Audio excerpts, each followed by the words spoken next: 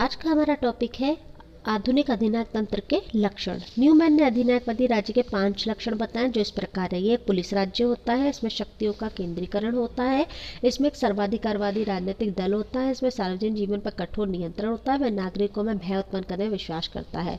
इस प्रकार विद्वानों द्वारा जो विचार व्यक्त किए उनके आधार पर अधिनायकवाद के निम्न लक्षण कहे जा सकते हैं। सर्वाधिकारवाद। आधुनिक अधिनायक तंत्र का सर्वप्रमुख लक्षण यह है कि अधिकेंद्रित सर्वाधिकारवादी राज्य होता है। इस प्रकार के राज्य में समाज, राज्य सरकार के भेदों को समाप्त कर शासक वर्ग शक्तिमान सत्ता की स्थिति प्राप्त कर लेता है और नागरिक जीवन का कोई भी पक्ष ऐसा नहीं होता जिस पर उसका नियंत्रण ना हो। हिटलर मुसोलिनी के अनुसार राज्य ही सब कुछ था। इटली के लोगों के लिए मुसोलिनी का प्रवचन था कि सब कुछ राज्य के अंतर्गत है, राज्य के बाहर कुछ भी नहीं और राज्य के विरुद्ध कुछ भी नहीं। प्रजातंत्र का विरोध। यह अधिनायकवादी तंत्रों की स्थापना प्रजातंत्र के प्रति विरोधी भावना के कारण हुई है। ये एक स्वाभाविक रूप से प्रजातंत्र का विरोध करते हैं। इनके अधिनायकों और उनके समर्थकों के अनुसार लोकतंत्र सड़ा हुआ शव और संसद केवल बकवास की दुकानें हैं। सर्वहारा वर्ग का अधिनायकवाद भी लोकतंत्र की घृणा की दृष्टि से ही देखता है। एक दल, एक नेता, एक कार्यक्रम।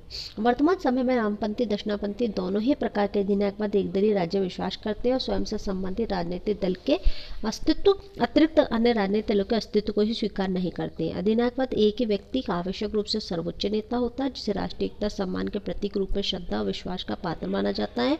इस नेता को सभी बातों के संबंध में अंतिम निर्णायक शक्ति प्राप्त होती है और उसके शब्द ही कानून होते हैं। अधिनायक तंत्र के अंतर्गत शासक दल का अपना एक निश्चित कार्यक्रम होता है। व्यक्तिगत स्वतंत्रता का शत्रु। आधुनिक अधिनायक तंत्र एक व्यक्ति एक दल का शासन होता है, इसलिए वह राजनीतिक विरोध को पसंद नहीं करता। व्यक्तिगत स्वतंत्रता का शत्रु है। साम्यवाद के अनुसार व्यक्तिगत स्वतंत्रता बुजुर्गवां लोगों की धारणा, फांसीवाद एवं नाजीवाद इसे अतीत की व्यवस्था मानते हैं। जनमत निर्माण के साधनों पर कठोर नियंत्रण। आधुनिक अधिनायकवाद की एक महत्वपूर्ण विशेषता यह है कि विचारधाराओं पर नियंत्रण रखना चाहता है और प्रचार तंत्र की प्रभावशीलता में विश्वास करता है।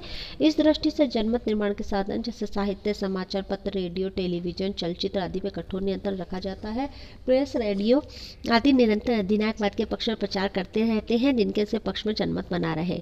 उग्र राष्ट्रवाद में विश्वास। अधिनायक तंत्र उग्र राष्ट्रवाद की भाव होता है। शासक व जनता को अपने पूर्ण नियंत्रण में बनाए रखने के लिए राष्ट्र के प्रति भक्ति की भावना का भड़काकर उसे चरम सीमा तक पहुंचा देते हैं। अपनी जाति, संस्कृति, देश और उसकी व्यवस्था का यशोगान किया जाता है और दूसरे देशों को तुच्छ व हीन सिद्ध करने की कोशिश की जाती है।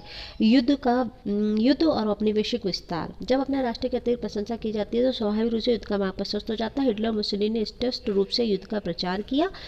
हिटलर कहा करता था कि पुरुष के जीवन में युद्ध का वही स्थान है जो स्त्री के जीवन में मातृत्व का है।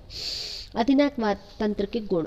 अधिनायक तंत्र के प्रमुख गुण अग्र कहे जा सकते हैं। शासन में एकता और कुशलता। अधिनायक तंत्र में शासन शक्ति एक व्यक्ति में निहित होती है। कानून निर्माण, प्रशासन, न्यायिक निर्णय सभी कार्य इस व्यक्ति के द्वारा किए जाते हैं। एक ही व्यक्ति के अधिकार के अंतर्गत संपूर्ण शासन व्यवस्था होने के कारण इसमें शासन संगठन में कार्यकुशलता, सरलता आ जाती है।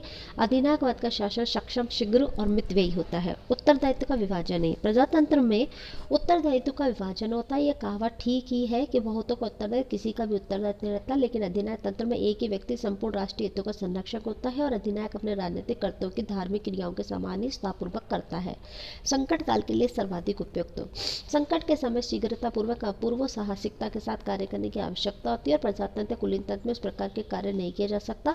संकट काल के अंतर्गत केवल एक ही अधिनायक ही आंतरिक प्रशासन और वैदिक संबंधों का सहारा भलीभांति करते हैं और अपने देश की प्रतिष्ठा में वृद्धि कर सकता है। मितव्ययी। अधिनायकवाद में प्रशासनिक व्यय बहुत कम हो जाता है क्योंकि ना तो शासन व्यवस्था के संबंध में लंबा चौड़ा प्रबंध करना पड़ता है, ना ही चुनावों आदि के प्रबंध में धन का व्यय होता है। राष्ट्रीय भावना का जागरण। अधिनायकवादी व्यवस्था राष्ट्रीय भावना जागृत करने की दिशा में बहुत अधिक सहायक सिद्ध होती है। जर्मनी और इटली इसके प्रत्यक्ष प्रमाण है। अधिनायक तंत्र के दोष। विवेक एवं स्वतः प्रेरणा का अंत। अधिनायक तंत्र लोगों को खाने पीने और दूसरी भौतिक सुविधा दे सकता है किंतु मानव जीवन का लक्ष्य यह नहीं है। ये भौतिक प्राणी होने के साथ साथ मानव एक विवेकशील प्राणी है और मानव जीवन का हर एक ढर्रे पर चलना, उसे पूर्णतः राज्य के अधीन कर देना, विवेक और स्वतः प्रेरणा का अंत कर देना है जो मानव जीवन का सबसे बहुमूल्य गुण है। युद्ध को प्रोत्साहन। अधिनायकवाद का अस्तित्व उत्साहपूर्वक सफलताओं पर निर्भर करता है और जनता के मस्तिष्क को सदैव और अपनी आकर्षित रखने के लिए अधिनायकवाद युद्ध अधिकारों का आश्रय लेता। वर्तमान समय चीन और पाकिस्तान विदेश नीति के आधार पर यह बात अधिक स्पष्टतापूर्वक समझी जा सकती है। योग्य उत्तराधिकारी का आश्वासन नहीं। अधिनायकवाद के अधीन अच्छे प्रशासकों को एक लंबे समय तक जारी नहीं रखा जा सकता क्योंकि योग्य अधिनायकवाद का सुयोग्य उत्तराधिकारी प्राप्त करना अत्यधिक कठिन होता है। साधारण तो ये अधिनायकवाद की मृत्यु के बाद में अशांति अवस्था उत्पन्न हो जाती है।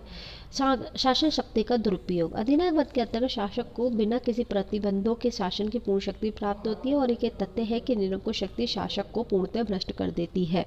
अधिनायकवाद के द्वारा अत्याचार अनाचार का मार्ग अपना लिया जाता है और कभी कभी तो ये अत्याचार सीमित हो जाते हैं। इससे संदेह नहीं कि अधिनायकवाद के अंतर्गत एक ही व्यक्ति के हाथ में संपूर्ण शक्ति होने के कारण शासन की कुशलता आ जाती है, लेकिन इस प्रकार की प्रशासनिक कुशलता कुछ समय के लिए ही होती है और कुछ समय के बाद स्थिति बदतर हो जाती है। अधिनायकवाद मानव स्वतंत्रता के सिद्धांत और वर्तमान समय अनुकूल भी नहीं है, अतः स्पष्ट है कि अधिनायकवाद एक श्रेष्ठ शासन व्यवस्था नहीं है।